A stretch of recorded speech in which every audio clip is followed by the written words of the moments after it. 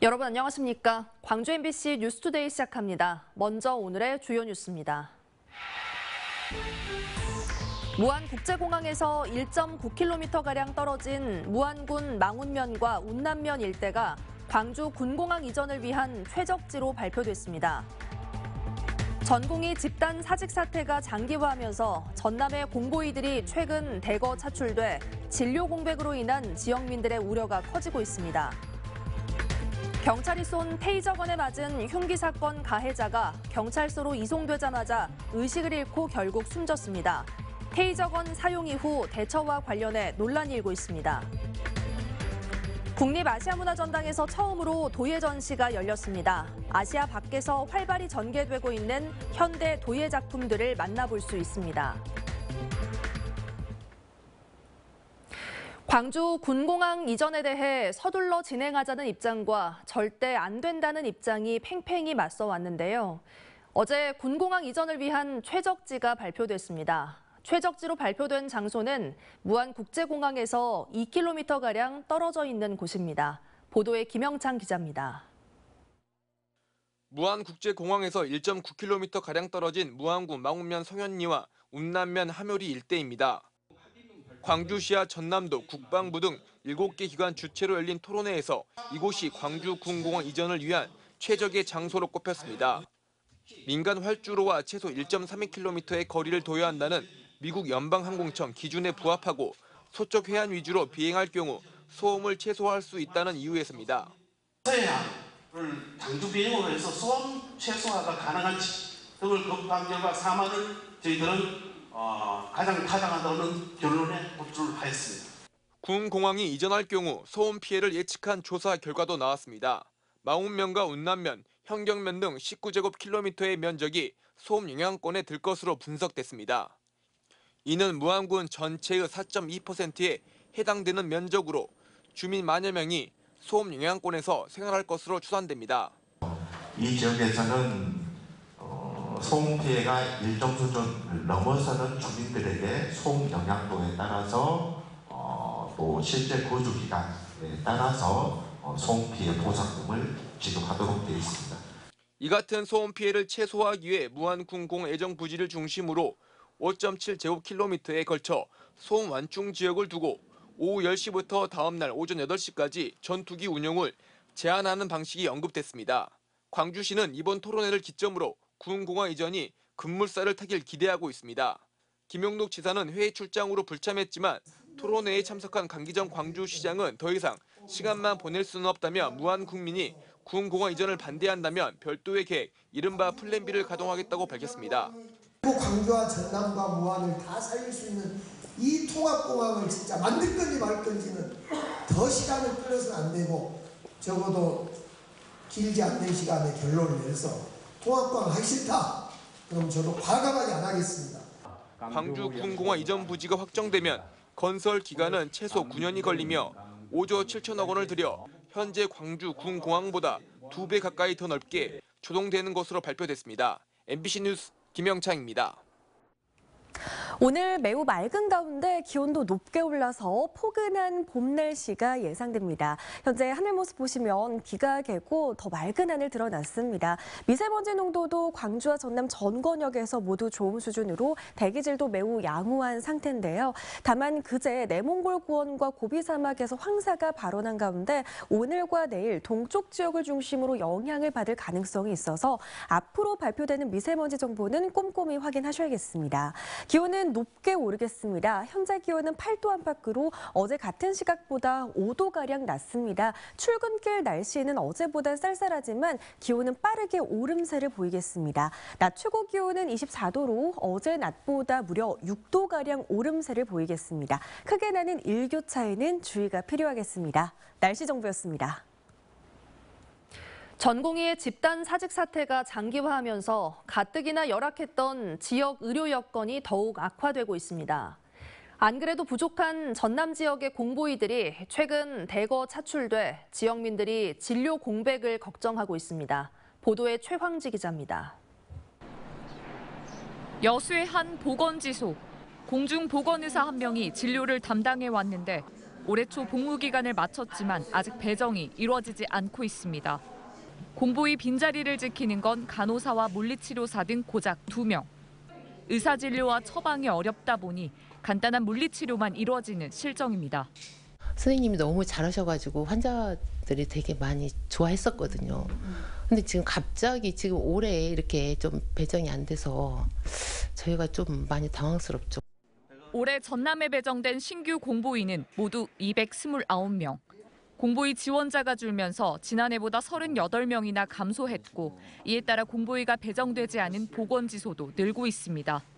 진료 공백은 이웃한 보건소 공보위의 순회 진료로 메꾸는 실정이지만 대신 기존 보건소의 휴진일을 늘릴 수밖에 없습니다. 전남의 경우 상대적으로 의료 여건이 열악한 군 단위 휴진은 있어 왔지만 시 단위에서 휴진일이 생기는 건 올해 들어 이번이 처음입니다. 휴진일이 늘다 보니 보건소를 찾는 환자들도 걱정이 앞섭니다. 노인이나 만성질환자가 대부분인데 제때 진료를 받지 못할까 우려가 커지고 있습니다. 보건소 제가 석 달에 한 번씩 당뇨약을 수령해야 되기 때문에 근데 만약에 그 경우에 문을 닫아붙을 경우에 어떻게 살란 말입니까? 환자들의 우려와 함께 진료를 맡고 있는 공보위도 경무에 시달린 지 오래됐습니다. 연차나 병가를 쓰더라도 여기 진료를 대신해줄 대진 의사가 있었는데 이제 없다 보니까 이제 여기 각종 보건소에서도 연명가를 좀 자제해달라. 하지만 앞으로가 더 걱정입니다. 정부가 전공의 집단 사직으로 인한 의료 공백을 메꾸기 위해 전남 공보위 45명을 이미 차출해 갔는데 사태가 장기화되면서 추가 차출 가능성이 나오고 있습니다. 지자체도 대책을 고민하고 있습니다. 지역보건의료기관에도 순회 진료도 커버를 하지만 또 이제 시민 불편이 최소화되도록 비대면 진료도 또 함께 병행해 나갈 계획. 기초의료의 최후 보루인 보건소마저 의료 공백이 현실화되고 있습니다. 전남도는 26일까지 공보위 미배치 보건소 등을 취합하고 정부를 상대로 공보위 감소에 따른 대책 마련을 촉구할 계획입니다. MBC 뉴스 최왕지입니다. 한편 전남대병원 교수들이 주 1회 휴진 여부를 자체 의견 수렴을 거쳐 결정하기로 했습니다. 전남대 의과대학 교수 비상대책위는 교수 회의를 열고 외래 또는 계획수술 주 1회 중단 등에 대한 구성원의 설문조사를 오늘까지 마무리할 계획이라고 밝혔습니다. 전남대병원은 일반 병실 가동률을 평상시에 40~50% 수준으로 줄였는데 주 1회 휴진까지 가시화되면 환자들의 불편은 더욱 가중될 전망입니다. 광주의 한 아파트에서 50대 남성이 의붓아들을 흉기로 찌르는 사건이 일어났습니다. 출동한 경찰은 테이저건을 쏴 체포했는데 이 남성이 경찰서로 이송되자마자 의식을 잃으면서 테이저건 사용 이후 대처에 대한 논란이 일고 있습니다. 보도에 천홍희 기자입니다. 광주의 한 아파트 입구. 경찰차에 이어 구급차와 구조대도 잇따라 아파트로 들어갑니다. 광주 북구 양산동의 한 아파트에서 50대 송모 씨가 의붓아들인 34살 김모 씨를 흉기로 수차례 찔렀습니다. 막 비명만 안 쓰고 막 그래서 그랬다고 하더라고요. 경찰차도 오고 구급차도 오고. 출동한 경찰은 집안에서 흉기를 든 채 아들 위에 올라타 있던 송 씨에게 흉기를 내려놓으라고 했지만 저항이 이어지자 테이저건을 쏴 체포했습니다. 이 피해자 위해를 가할 수 있는 상황이고 그래서 또 경찰관의 경고에도 불응했기 때문에 테이저건을 사용한 것으로 판단하고 있습니다. 이후 송 씨는 수갑이 채워진 채 경찰서로 이송됐습니다. 테이저건을 맞고 경찰에게 붙잡힌 50대 남성은 이곳 경찰서로 옮겨진 지 1분 만에 의식을 잃고 병원으로 옮겨졌습니다. 심폐소생술을 받으며 이송됐지만 송 씨는 숨졌습니다. 송 씨가 테이저건을 맞은 뒤 38분 만에 의식을 잃어 테이저건을 쏜 이후의 경찰 대처가 적절했는지를 두고 논란이 일고 있습니다. 테이저건을 맞고 사망한 사례가 우리나라에서도 처음이 아닌 데다 고압의 전력을 사용하는 테이저건이 평소 질병이 있는 사람에겐 치명적일 수 있는 만큼 테이저건을 사용한 뒤에는 평소 건강 상태 등을 물어봐야 한다는 겁니다. 미국에서는 테이저건을 사용한 경우 대상자의 2차 부상 또는 후유증 발생 유무에 대해 즉시 확인하도록 하고 있습니다. 심혈관계 문제가 있는 대상자는 사망까지 이를 수 있기 때문입니다. 그래서 우리나라도 이와 같은 테이저건 사용 후 조치사항을 제도화해야 할 것입니다. 송 씨가 테이저건을 맞고 경찰서로 이송되는 동안 송 씨의 건강 상태를 파악하는 조치는 없었던 것으로 확인됐습니다. 경찰은 송 씨가 고혈압 등 혈관 질환을 앓고 있었다는 진술을 확보하는 한편 테이저건과 사망의 인과관계 등을 파악하기 위해 부검을 진행할 예정입니다.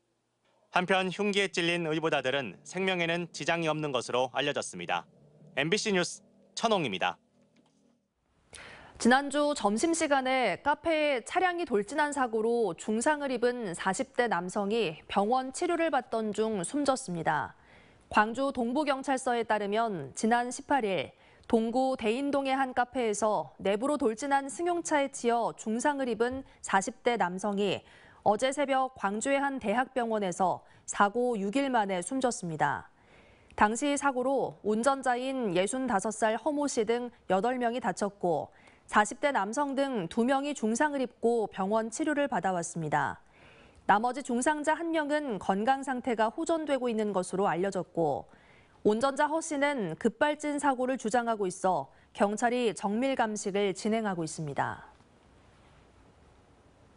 5월 어머니집 관장에게 성적 수치심을 유발하는 문자 메시지 등을 수십 차례 보낸 5.18 단체 회원이 항소심에서도 실형을 선고받았습니다.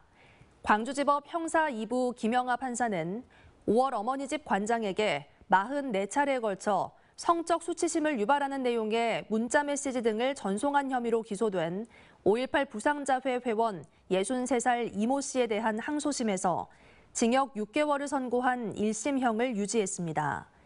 재판부는 다른 범죄의 누범 기간 범죄를 저질렀고 피해자가 공탁금 수령도 거부하며 엄벌을 탄원하고 있다며 양형 이유를 설명했습니다. 광주시 선거관리위원회가 22대 총선 당일 불법 현수막을 게시한 40대 남성을 공직선거법 위반 혐의로 경찰에 고발했다고 밝혔습니다. 이 남성은 지난 10일 오전 광주 도심 대로변에 특정 후보의 지지를 호소하는 현수막 40매를 내건 혐의를 받고 있습니다. 공직선거법에 따르면 선거일 투표 마감 시각 전까지 규정된 방법을 제외한 선거운동을 하면 3년 이하의 징역 또는 600만 원 이하의 벌금에 처해질 수 있습니다.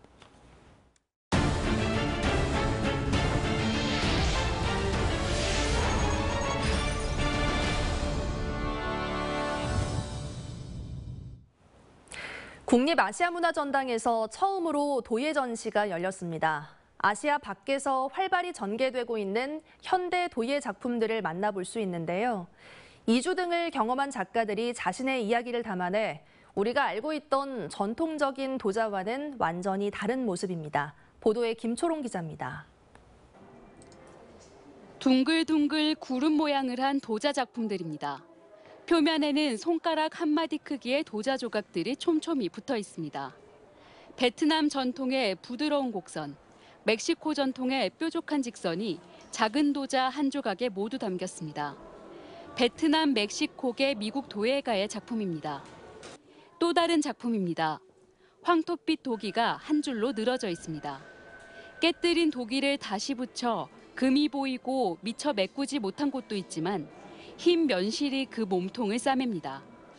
1970년대 캄보디아 대학살 킬링필드 당시 미국으로 입양된 작가의 작품입니다.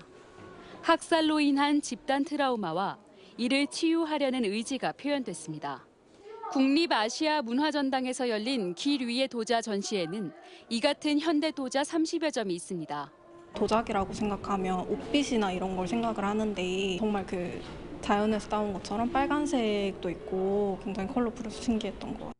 되게 신선한 것 같아요. 미적으로 좀 완전 바꾼 것도 있고 약간 구멍 뚫린 건 좀 마음 아픈 느낌도 있고 꽃처럼 만든 건 예쁘기도 하고. 전시 참여 작가 4명은 모두 현대도예가 활발하게 전개되고 있는 미국 출신으로 입양 경험 등이 있습니다. 타의적인 이유에 의해서 해외에서 이제 성장하는 배경을 갖게 됐고 그로부터 발생하는 어떤 문화적인 충돌 그리고 정체성에 대한 고민 이런 배경에서 표현되는 도자는 아시아 내부에서 발현되는 도자와는 다른 전시를 색다르게 즐길 방법도 있습니다. 이번 전시에서는 3D 프린트로 작품을 이렇게 재현해 직접 만져볼 수 있도록 했습니다. 이번 전시는 오는 7월 28일까지 열립니다. MBC 뉴스 김초롱입니다. 광주 디자인진흥원이 주관했던 디자인 비엔날레가 올해부터 광주 비엔날레 재단 주도로 열립니다. 강기정 광주시장은 어제 기자간담회에서 광주 디자인 비엔날레와 아트페어 운영을 새롭게 정비하겠다며 지난 2015년부터 디자인진흥원이 주관한 디자인 비엔날레는 올해부터 광주 비엔날레 재단이 준비한다고 밝혔습니다. 또 강 시장은 광주 비엔날레 주요 행사 가운데 하나인 파빌리온의 확대와 상설관 설립 계획을 포함해 5월에는 민중축제를 준비하고 있다고 덧붙였습니다. 노돛길이 유일한 통행로였던 고흥군 남양면 우도에 국내에서 가장 긴 연륙 인도교가 놓였습니다. 고흥군은 우도 권역을 정부의 남북권 광역관광개발 계획과 연계해 새로운 명품 관광지로 만든다는 구상입니다. 최우식 기자의 보도입니다.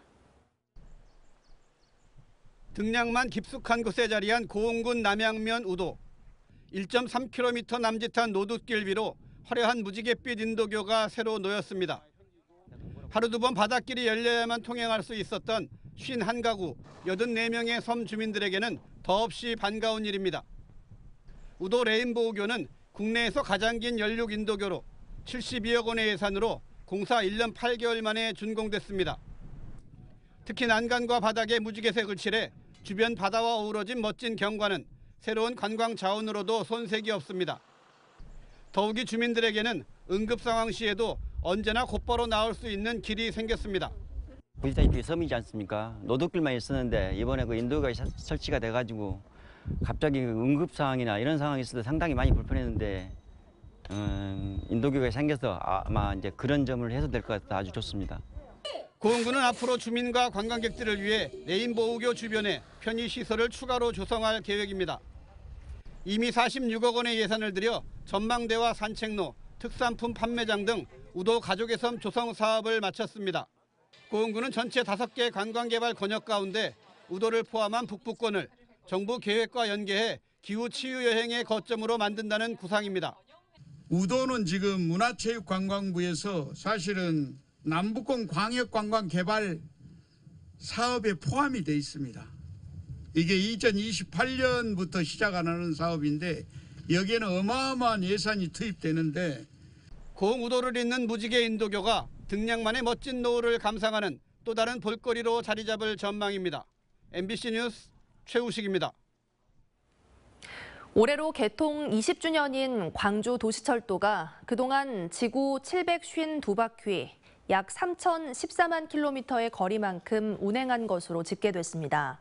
광주교통공사에 따르면 광주 지하철 1호선은 2024년 4월 28일 녹동역부터 상무역까지, 2008년 4월 11일 광산구 평동역까지 완전 개통해 20개 역 20.5km를 운행하고 있습니다. 누적 이용객은 3억 2,600만 명으로 광주 시민 1명당 약 230회가량 도시철도를 이용한 셈입니다. 한편 지하철 2호선 1단계 구간은 오는 2026년 12월, 2단계 구간은 2029년 말 개통될 예정입니다.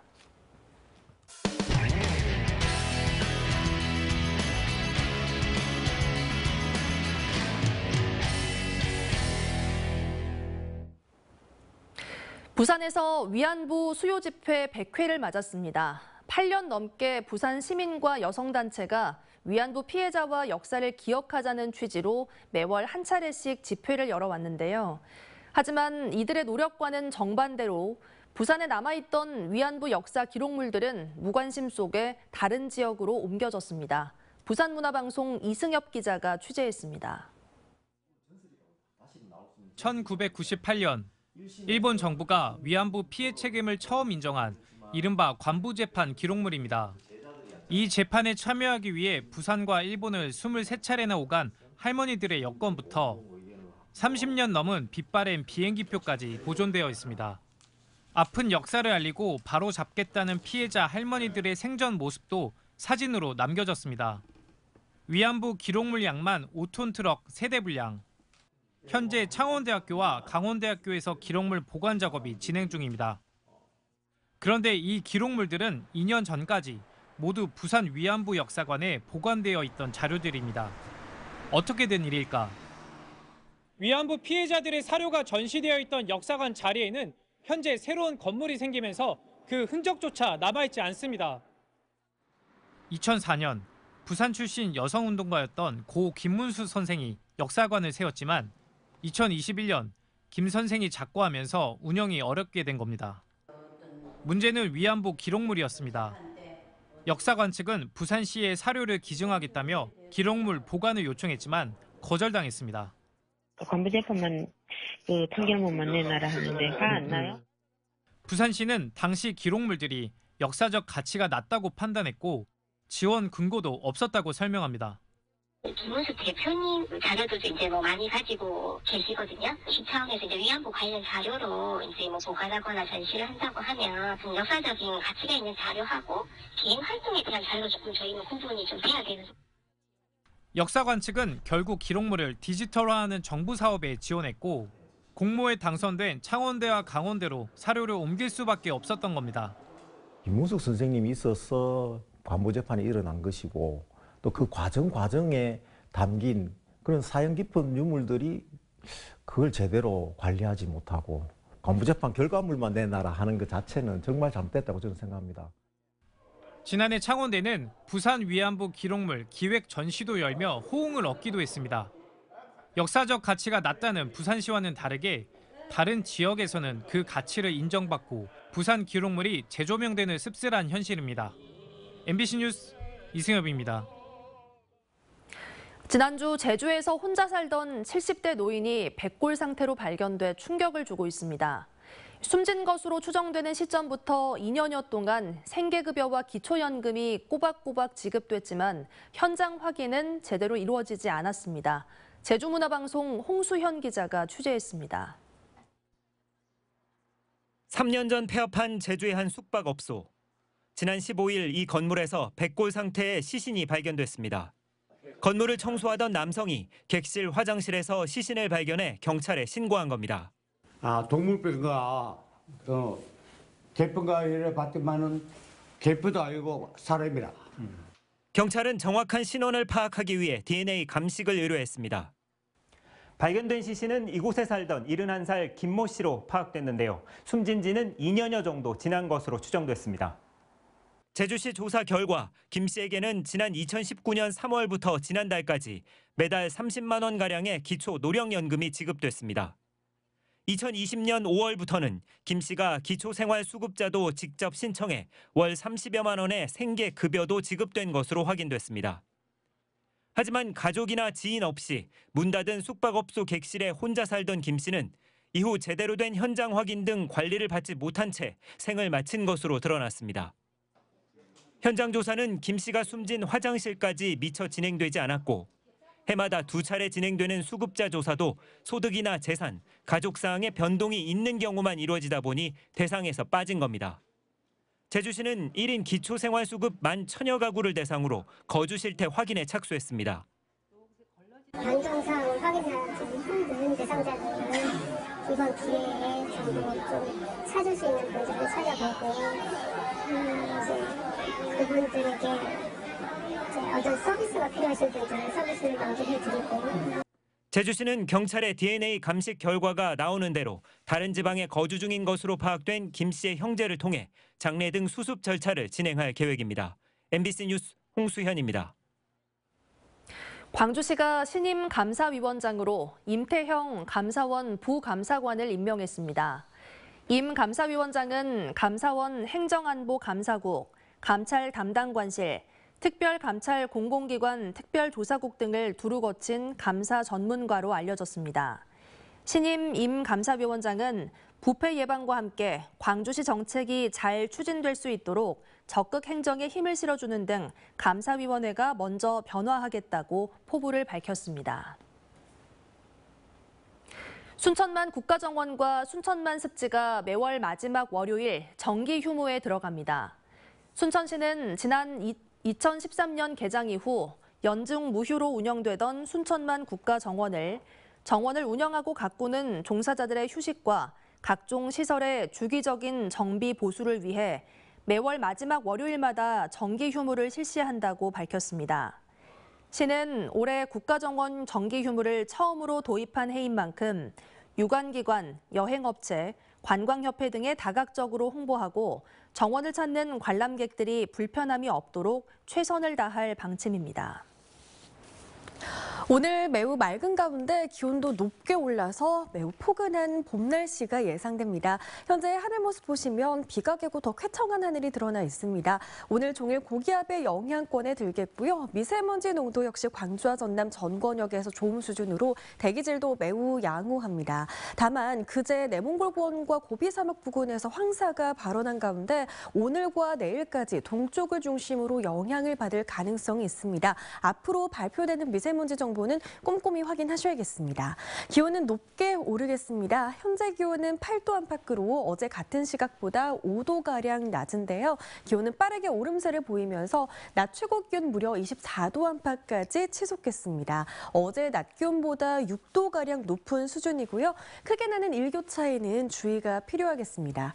대부분 한낮 기온 20도를 훌쩍 웃돌면서 낮 동안 활동량 많은 분들은 덥게도 느껴질 수 있겠습니다. 곡성과 구례 현재 기온 한 자릿수대 머물러 있지만 한낮 기온 25도 안팎까지 치솟겠습니다. 바다의 물결은 최고 1.5m에서 2m 안팎으로 일겠습니다. 내일 기온 오늘과 비슷하겠는데요. 다가오는 주말에는 낮 기온이 더 높게 올라서 여름 같은 더위가 예상됩니다. 날씨 정보였습니다. 이상으로 뉴스 마칩니다. 함께해 주신 여러분 고맙습니다. 언제 어디서나 내 손 안의 뉴스. 광주 MBC 뉴스 유튜브 구독으로 함께하세요.